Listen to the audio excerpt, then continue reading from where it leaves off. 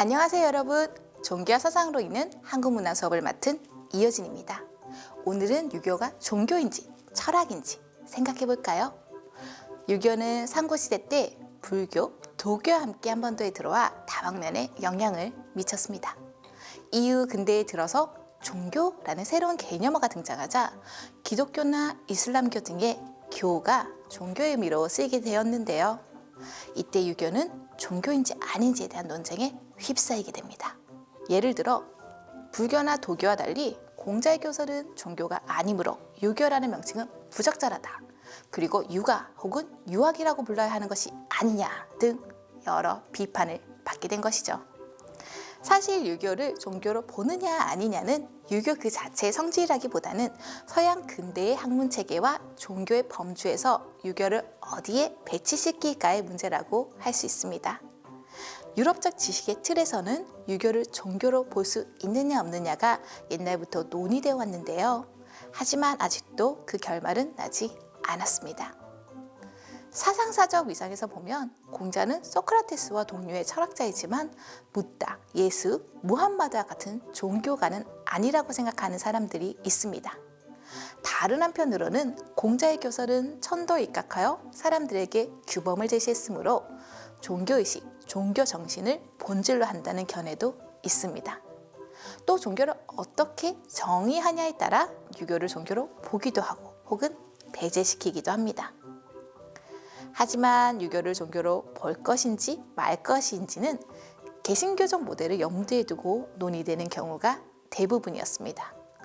유교가 종교라고 하는 사람들은 유교에도 신적인 영역과 초월성이 있다고 강조하면서 공자를 교주로 삼고 경전을 배포하고 교당을 건립하는 등 개신교와 같은 체제로 유교를 바꾸려고 했죠. 물론 2500년 동안 이어진 사실을 이런 틀에 맞춰 우겨넣는다는 것은 사실상 불가능한 일이었습니다. 결국 1915년 조선총독부가 발표한 포교 규칙에서 유교는 사회규범이나 도덕으로 유지될 뿐 종교가 아니라고 규정되었는데요. 이때 유교는 종교의 영역에 발디딜 기회조차 잃게 됩니다. 우리가 현대사회에서 종교가 있냐고 물었을 때 유교라고 대답한 사람은 거의 없는 것도 유교는 사회의 규범이나 도덕이라는 일제의 논리가 남아있기 때문이겠죠.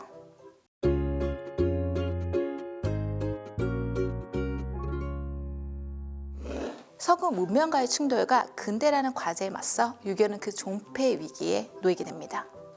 반유교적 시대조류로 중국에서는 1911년 신해혁명 때 사회 전통체제가 붕괴되었습니다.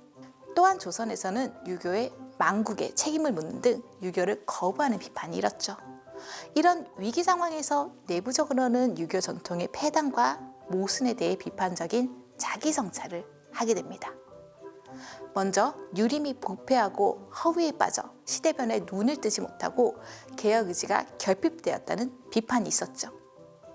또한 사대주의에 빠져 민족의식이 결핍되고 신분 질서에 안주하면서 대중적 기반을 상실했다고 주장했습니다. 그리고 형식적 의례에 관습화돼서 종교적 신념과 열정이 결핍되었다는 점도 함께 지적되었죠. 이러한 비판을 받아들이고 일부는 유교를 개혁하기 위해 여러 가지 유교 개혁론을 제시했습니다. 유교 개혁론은 서양 문명, 특히 기독교의 종교적 조직과 활력에 큰 자극을 받았는데요. 기독교의 종교적 신념과 조직이 지닌 힘을 유교 속에서 발굴하고자 했습니다. 이에 따라 유교 개혁론자들은 유교의 종교적 성격을 인식하고 종교단체로서 조직화하려는 활동을 벌이게 됩니다. 유교의 종교적 인식과 더불어 유교와 민족의식을 결합시키는 문제 역시 근대기 유교 개혁론의 중심 과제 중 하나였죠.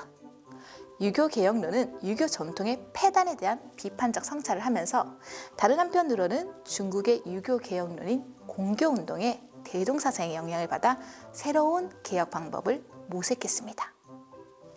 이런 유교 개혁론은 애국 계몽 사상을 배경으로 하는 유교 개혁론, 양면학을 기반으로 하는 유교 개혁론, 주작 배경의 유교 개혁론, 그리고 경학 기반의 유교 개혁론으로 크게 분류해 볼 수 있습니다. 이러한 유교 개혁 사상은 1920년대와 1930년대까지 식민지 상황에서 지속되어 왔는데요. 이후 1940년대에 들어서면서 급격히 쇠퇴하게 됩니다.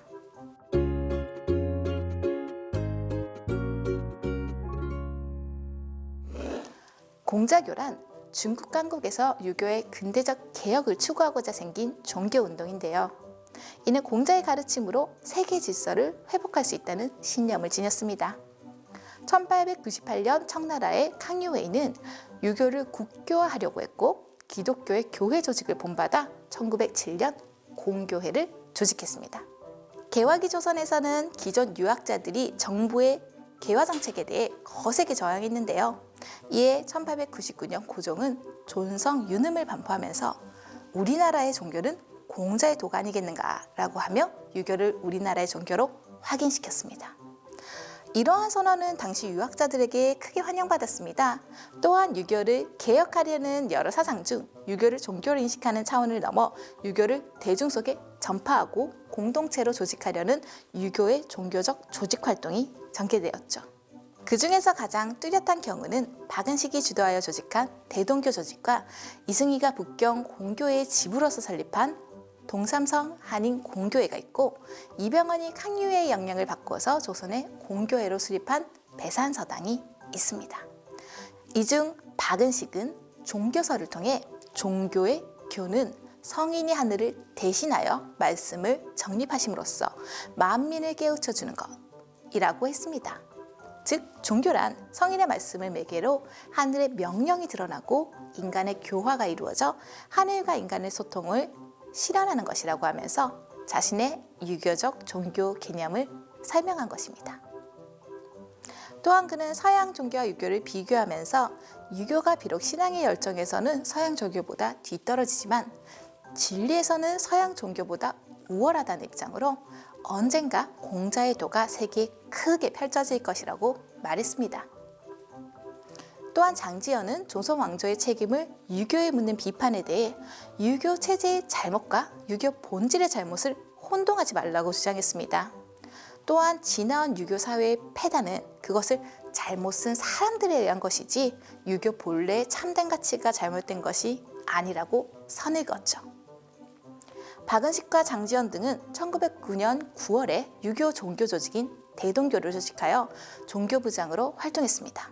박은식은 대종교의 종교적 지향을 성인이 천지 만물로 일체를 이루는 인을 미루어 천하의 가르침을 세우되 사람마다 고유한 본심의 밝음에 근거하여 열어주고 이끌어주며 그 신체의 사사로움과 물욕의 은혜를 극복하고 다스리면 나아가 마음의 본체가 같음을 회복하면 천하의 사람이 인에 함께 들어가서 태평의 복락을 함께 누리게 하는 것이라고 했습니다. 박은식은 대동을 천하가 공평하게 되는 사회적 현상으로 인식하지만 그 근거는 천지 만물을 일체로 삼는 인간 마음 본체로서의 인의 일치에서 찾은 것입니다. 한편 이병헌은 1914년 이래 중국에서 직접 캉유회를 만나 가르침을 받고 공교운동을 진행했습니다. 또한 1919년 유교 복원론에서 공자교 이념을 체계적으로 정리했고 1923년에는 중국 공교회의 지부인 배산성당을 경상남도 산청군 단성 배양마을에 세우기도 했습니다. 또한 이병헌은 유교를 하나의 종교로 규정하면서 유교는 서양의 종교가 지닌 기능을 가지고 있을 뿐만 아니라 과학과 철학의 기능까지 포함한 최고의 통합적 진림을 주장했습니다. 또한 유교 종교화를 통해 유교를 개혁하려 했습니다.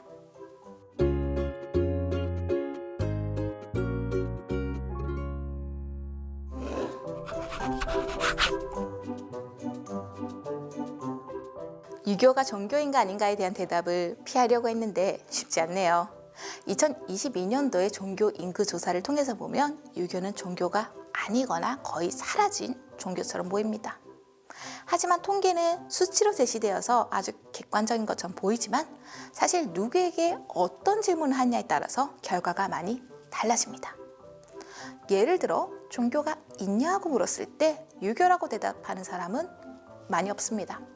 하지만 설이나 추석에 차례를 지낼 때 기독교식으로 하는지 유교식으로 하는지 물으면 유교식으로 한다는 대답이 60%에 가깝게 나오죠.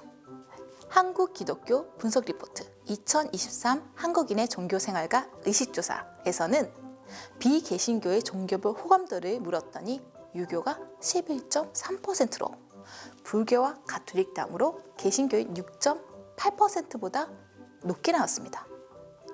전 세계의 종교를 데이터화해서 제공하는 종교 데이터 아카이브 협회 ARDA의 2020년 조사에 따르면 유교를 믿는 한국인이 무려 10.92%로 나왔습니다.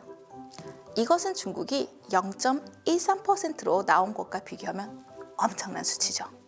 이 통계에 따르면 한국이 전 세계에서 가장 많은 유교 신도를 보유한 나라로 볼 수 있습니다. 또한 놀랍게도 호주에 7만 명이 넘는 유교 신자와 벨기에와 스웨덴에 6,500여 명의 유교 신자가 있다고 하네요.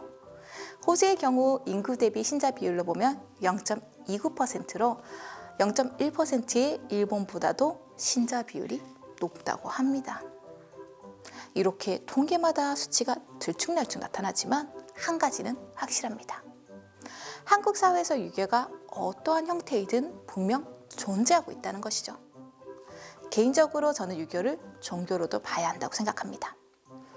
유교를 단순히 학문이나 규범으로만 보면 오랫동안 우리의 일상생활에 의례와 세계관 그리고 인간관과 생사관이 관여있던 유교의 전체적인 모습이 제외될 수도 있기 때문이죠. 감사합니다.